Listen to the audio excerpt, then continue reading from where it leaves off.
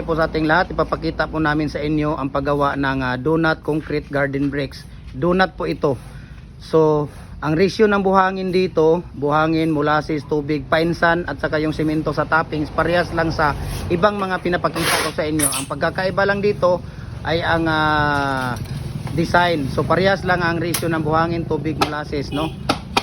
Parehas lang ang ratio dito. So sa sino pang hindi nakapag-follow ng Facebook page natin, follow na po kayo. Jim Hardware and Kukulamber Balulang Brands, Jim Hardware and Kukulamber Tambo Magasandig Brands, Jim Hardware and Kukulamber Kanituan Brands, saka Jim Hardware and Concrete Products Kanituan Brands, at saka sa ating Instagram account Felix_Pagikan 2000, at saka sa ating personal Facebook account Felix Tan Pagikan Jr., at saka sa ating YouTube channel Felix Tan Pagikan Jr. Sige kuya.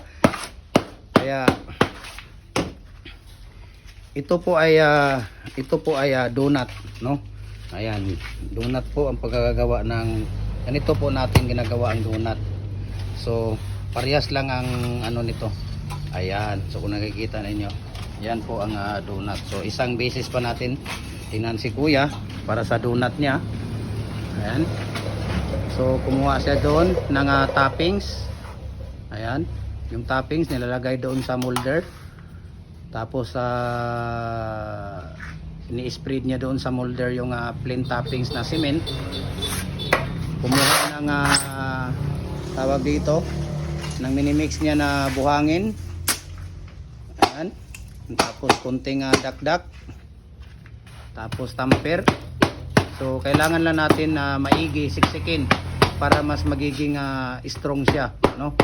Para mas magiging strong yung ano natin, mas magiging maganda ang labas ng ano natin. Ayan. So natin dito si Kuya Angging. Ayan.